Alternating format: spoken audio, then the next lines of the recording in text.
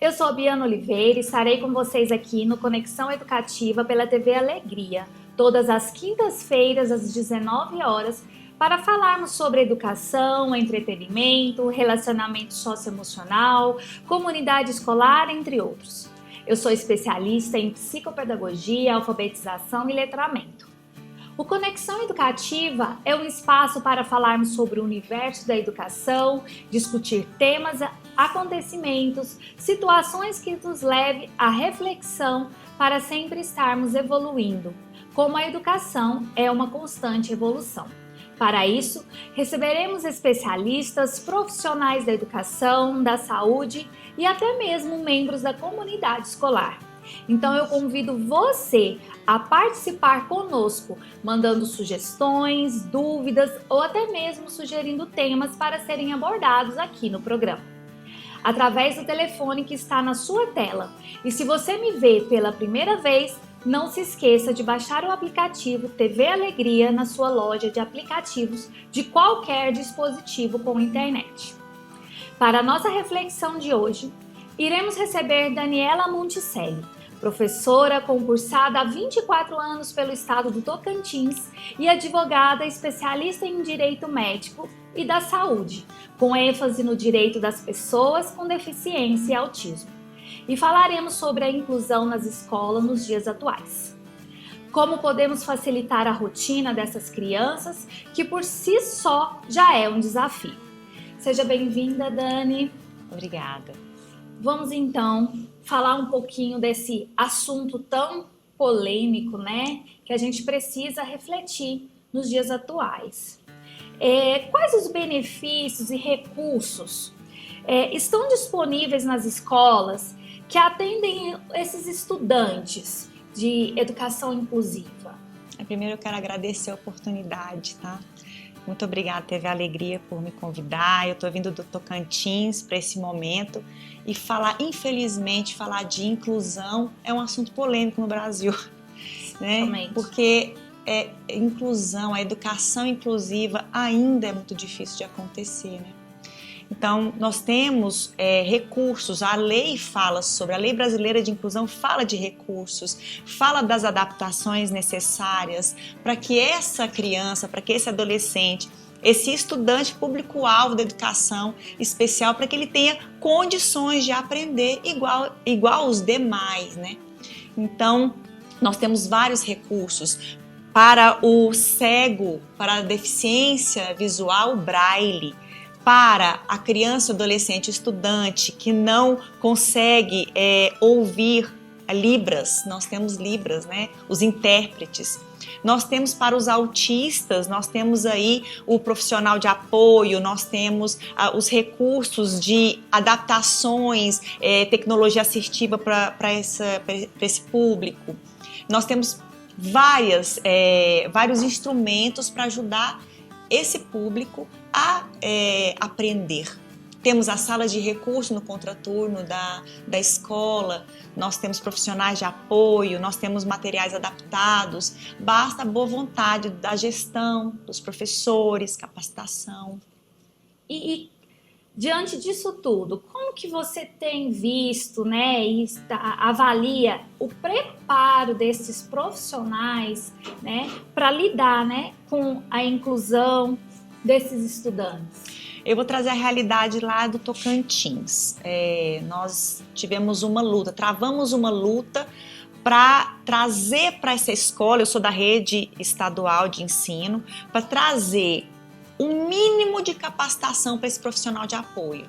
A Lei Brasileira de Inclusão fala que o público-alvo da educação especial, que são altas habilidades e superdotação, a deficiência, né? Pessoas com deficiência, estudantes com deficiência e pessoas com autismo, estudantes com autismo, eles têm direito ao profissional de apoio no suporte básico da alimentação, da locomoção e da higienização.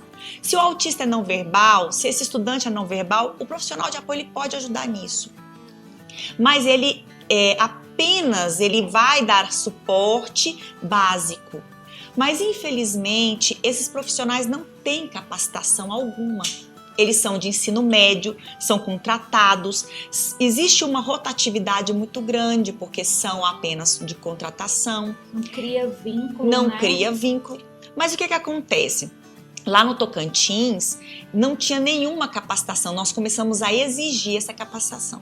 Pegamos então a Lei Brasileira de Inclusão, pegamos uma instrução normativa e descrevemos qual que é o perfil desse profissional. Então esse profissional, ele tem que ter um curso no mínimo de 60 horas, porque antes não tinha. Podia ser, por exemplo, uma manicure, nada contra as manicures, mas é uma pessoa que não tinha capacidade, não tinha cursos para lidar com uma criança que tem crises disruptivas, ou que não sabe escutar o que o professor está falando lá na frente. Então, ela não tinha nenhuma capacitação. Então, o Tocantins trouxe 60 horas de capacitação. Não sei como acontece aqui em Goiás, mas eu acredito que esse profissional de apoio não tem qualquer capacitação. Então, é muito importante esse olhar da escola, de capacitar os profissionais, tanto os profissionais de apoio, quanto os professores que lidam com esse público-alvo, e que não é fácil, é um desafio. Dentro disso, você acredita que as escolas elas estão adequadamente estruturadas para atender esses alunos da inclusão? Quais as mudanças na estrutura mesmo?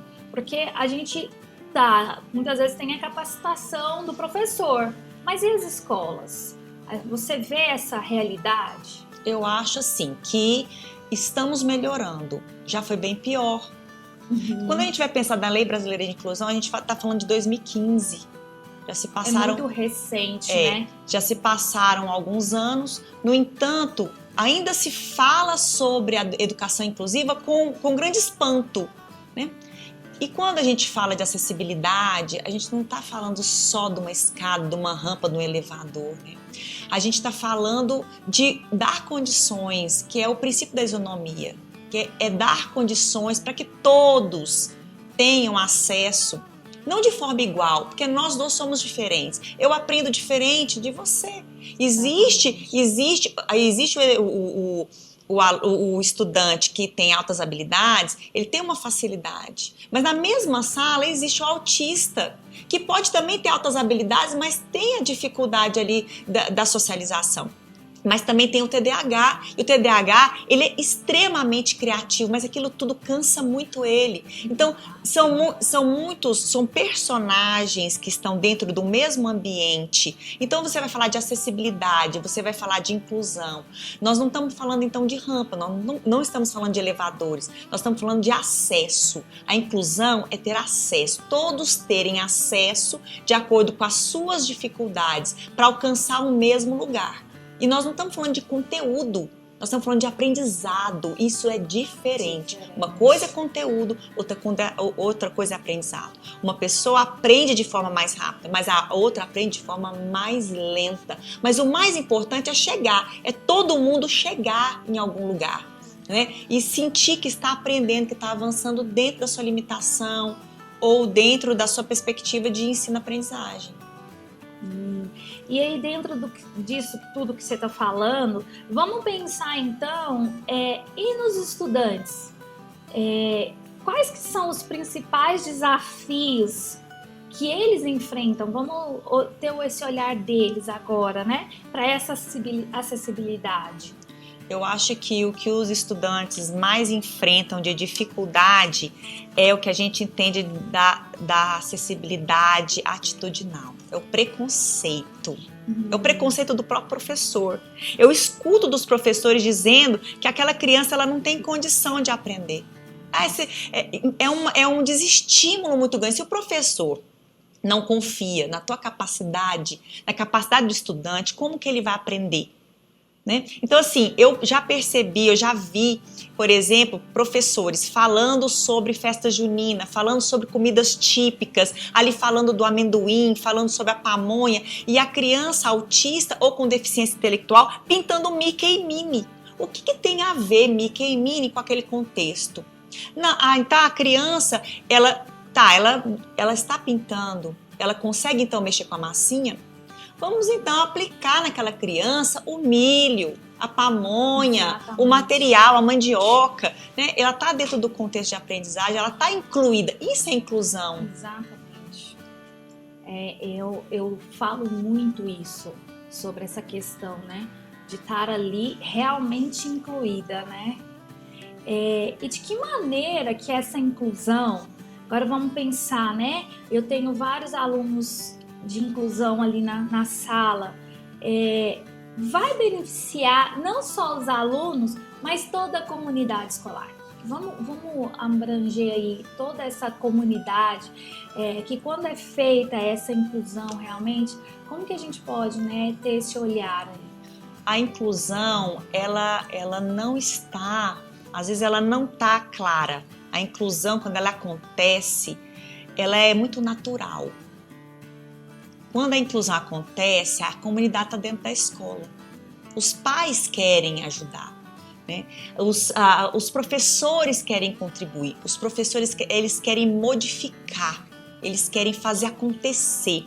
Eu acredito de verdade que todo professor, ele quer modificar, ele quer ajudar. Eu acredito que existe uma dificuldade muito grande dos professores. Nós estamos falando de valorização, falta de valorização, nós estamos falando de um cansaço, nós estamos falando de questões socioemocionais dos professores. Mas eu também acredito que quando a comunidade ela está dentro da escola, ela pode ajudar. Quando os pais estão inseridos dentro da comunidade escolar, eles podem ajudar. Porque o trabalho é colaborativo. Não existe, eu não consigo idealizar que a escola seja do professor. A escola não é só, a escola não é do professor, a sala não é só do professor. A escola é de todo mundo. É da merendeira, são dos profissionais da educação, da merendeira, do jardineiro, da secretaria. Eu sempre falo assim, a judicialização ela começa do primeiro não, dali da secretaria. Nós precisamos capacitar todos os nossos profissionais da educação. Nós precisamos capacitar a pessoa que manipula o alimento, a pessoa que cuida do jardim. A tia que recebe no portão. Precisa ser falado sobre isso. Quando vai fazer uma reunião, chame essas pessoas. Eles são os olhares, infelizmente, olhares invisíveis. Porque a maioria das pessoas não sabe nem o nome desses colaboradores dentro da escola. Mas a escola é de todo mundo. A sala de aula é de todo mundo quando todo mundo quer colaborar. Hoje em dia nós temos assim o professor regente, mais 3, 4 profissionais de apoio. Como que você, que é professora, não vai chamar o profissional de apoio para ajudar nessa construção? Não, então eles estão alijados, porque afinal, qual que é a função do profissional de apoio? Ficar ali dando suporte para aquela criança, ele não está inserido, nem ele está incluído. Como que o professor, como que a escola quer incluir esse estudante se ele não inclui o profissional de apoio também? Então é um trabalho colaborativo. Eu não imagino a escola hoje não sendo colaborativa. Por isso que está todo mundo cansado, Biana. Porque se eu falo que a responsabilidade é do professor, é pesado. E a responsabilidade não é só do professor, é da família. A família não pode se eximir. Entendeu? A família tem que estar dentro da escola, ajudando a escola a entender. Escola, não é do professor. Exatamente. Né? O estudante não é do profissional de apoio. Exato. O estudante não é do atendente terapêutico. O estudante é do ambiente escolar, é da escola, ele está devidamente matriculado. Então ele é da escola. Né? Mas não temos profissional de apoio, o seu estudante ele é autista, ele tem um profissional de apoio, o profissional de apoio não pôde vir, ele tá de licença, então nós não podemos receber seu filho, porque o seu filho não tem profissional de apoio, gente, jamais, isso é contra a lei. Né? Isso não pode acontecer dentro da escola. A escola não pode negar o acesso e a permanência do estudante devidamente matriculado dentro da escola, do acesso da escola, e mandar a criança para casa, porque o profissional de apoio não vê, isso não existe. Se o professor de matemática não vai mandar toda a sala para casa, não pode fazer isso. Eu escuto todos os dias denúncias em relação a isso. É triste, né? É bem triste e sofrido, né? Você tem alguma experiência para compartilhar com a gente em relação à inclusão de algum estudante, alguma experiência que te marcou do dia a dia? Sim, eu tenho várias experiências, mas uma que mais me marcou foi de uma criança autista não verbal. E ela gostava muito da escola. Ela gostava da escola, ela gostava de ir para a escola, ela tinha 5 anos e ela nunca tinha falado. E a escola não tinha profissional de apoio. Na época da contratação, era muito difícil de contratar, e a escola resolveu incluir essa criança num evento esportivo que estava acontecendo ali, nas festividades. E essa criança, colocaram ela para jogar. Ela não tinha habilidade para jogar, mas o professor foi treinando, fazendo antecedentes, treinando cada dia um pouco, né? E a primeira palavra que ela gritou foi gol. Então foi um avanço muito grande, porque assim, quando a gente trabalha com crianças com deficiência, todo o avanço é uma grande vitória. A gente trabalha sobre toda a vitória do pequeno degrau que aquela criança sobe, daquele pequeno degrau que aquela criança alcança, a vitória de todo mundo. Então eu vivenciei uma sensação muito emocionante no momento, porque aquela criança tinha 5 anos, que a mãe nunca tinha visto uma mãe, um pai nunca tinha ouvido um papai, mas ela gritou, ela estava tão feliz, tão inserida, tão inclusa naquele momento, que a palavra que ela soltou foi um gol. Que lindo. Deve ter sido... E foi um movimento da escola, da família, todo mundo junto para poder ajudar aquela criança não a falar, porque não estavam preocupados com ela falar ou não, estavam preocupados dela estar inserida dentro do ambiente, que ela ia ficar feliz ali e ser amada naquele ambiente. Que bacana, nossa, maravilhosa. O papo tá bom e eu quero te convidar a ficar aí, que daqui a pouquinho a gente está de volta. Vamos para um rápido intervalo.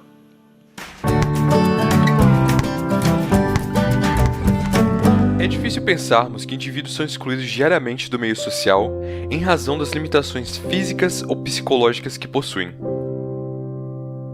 Já nascemos com certas características e não podemos, de certa forma, ser culpados por tê-las. Mas, antes de falarmos sobre a questão da exclusão social, temos de fazer a diferenciação entre alguns termos que são utilizados erroneamente no dia a dia: inclusão e integração.